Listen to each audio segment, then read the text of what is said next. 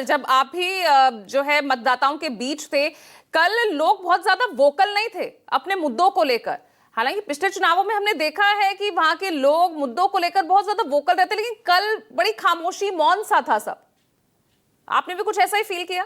मैं आपको बताऊं, बंगाल के लोग चाहे वो कई बार मैं ये देखता हूं कि बंगाल से बाहर के लोग, खास करके हिंदी बेल्ट के लोग, जब आप किसी से बात कीजिए वो बोलता नहीं है या वो बचता है तो उससे वो समझते हैं कि ये डरा हुआ है।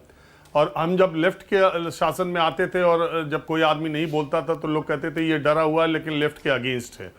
और अभी का जब हिंदी बेल्ट के लोग ऐसा देखते हैं तो उनको लगता है ये डरा हुआ है और टीएमसी के अगेंस्ट है, यानी जो जिसकी सत्ता है उसके अगेंस्ट है।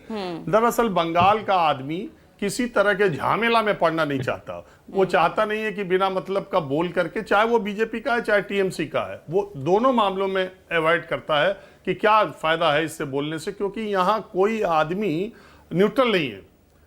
हर आदमी किसी न किसी पार्टी से, किसी न किसी नेता से जुड़ा हुआ है, क्योंकि यहाँ पॉलिटिक्स से ग्राउंड लेवल का जो कार्यकर्ता है जो जुड़ा है उसको फायदा होता है। अगर मैं ये कहूँ कि पॉलिटिकल पार्टी से जुड़ के ग्राउंड लेवल के वर्कर को फायदा होता है, फायदा मतलब आर्थिक फायदा होता है, तो इसलिए सब लोग जुड़े रहते हैं, उनका कुछ ना कुछ कहीं ना कहीं फायदा होता रहता है, चाहे वो अपोजिशन की पार्टी से जुड़े हो चाहे सत्ता पक्ष से। जाहिर सी बात है सत्ता पक्ष से जुड़े रहेंगे तो ज्यादा रहेगा।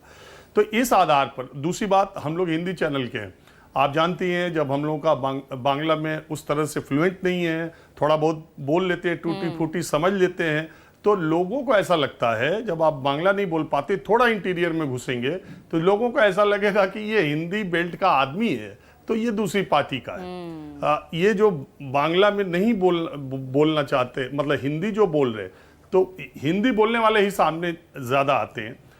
तो इस आधार पे आप कुछ भी नहीं निकाल सकती कि वो लोग नहीं बोलना चाहते तो उसका मतलब क्या, क्योंकि मैं कई बार आ चुका हूं और इस तरह के सोचने वाले पहले भी गलत हुए हैं और इस बार भी गलत होंगे।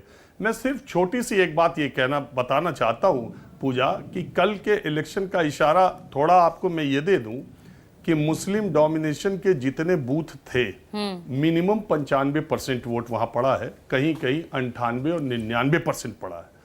और ग्रामीण महिलाओं का मतदान जो है वो 95% से ऊपर है। ये एक ऐसा MM2 कहा जाता था ना, मुस्लिम और महिला, ये जो इतनी बड़ी संख्या में वोटर टर्नआउट है, इसकी वजह अगर आप SIR को माने या ना माने, मगर जमीन पर SIR इसकी सबसे बड़ी वजह है, जिसकी वजह से मुसलमान इतनी बड़ी संख्या में निकल करके वोट करने के लिए आए। कई मुसलमानों के ऐसे बूथ हैं जहां मैंने आपको उदाहरण दिया, 238 नंबर गालबेटा असेंबली का बूथ के साथ, ऐसे बहुत सारी जगहों पर है जहां कुल वोटर में से 5 वोट नहीं पड़े, 8 वोट नहीं पड़े, 7 वोट नहीं पड़े, सिर्फ इतना ही का आंकड़ा था मुस्लिम डोमिनेशन में। और ग्रामीण महिलाओं के वोटर टर्नआउट भी वो बहुत ज्यादा है, 95% से ज्यादा है। इसका फायदा नुकसान आप समझ सकती हैं। मैं अभी मैंने कहा ना कि इस वोटर टर्नआउट से कोई ये नतीजा निकाल लेना कि ये एंटी इनकम्बेंसी का वोट है या प्रो इनकम्बेंसी का वोट है, थोड़ी जल्दबाजी होगी, क्योंकि पश्चिम बंगाल का ट्रेंड ही ये रहा है वोट करने का।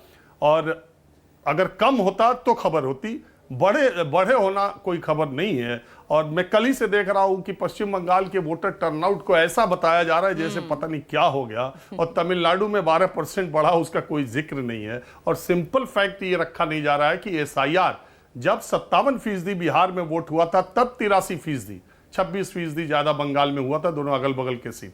जब 67% बिहार में हुआ है तो 92% है, 25-26% फिर बिहार से ज्यादा है। तो ये तो ट्रेंड है बंगाल का इतना वोट पड़ना।